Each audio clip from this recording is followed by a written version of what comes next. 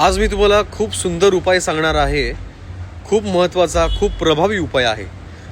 तुमचे जर का पैसे अडकले असतील, पैसे तुम्हाला मिळत नाही आहेत, पुन्हा तुम्ही उसने पैसे दिलेत, मदत केली एखाद्या व्यक्तीची, ते पुन्हा द्यायला टाळाटाळ करतायत, देत नसतील, तर अशा वेळेस कोणता उपाय करावा? खूप प्रभावी असे 2 उपाय तुम्हाला मी सांगतोय. व्हिडिओ शेवटपर्यंत पहा, व्हिडिओ लाईक करा, शेअर करा. मित्रांनो, रोज हे तुम्ही 21 दिवस करायचं आहे.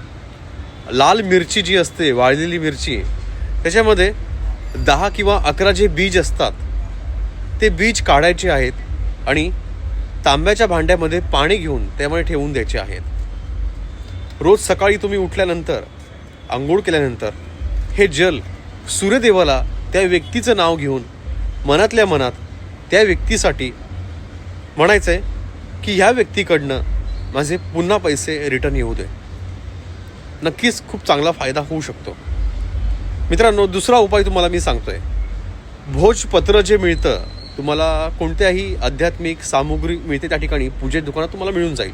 भोजपत्र, त्या ठिकाणी भोजपत्र जर का नाही मिळालं तर तुम्ही साध्या प्लेन व्हाईट पेपरवरती त्या व्यक्तीचं नाव लिहायचं आहे.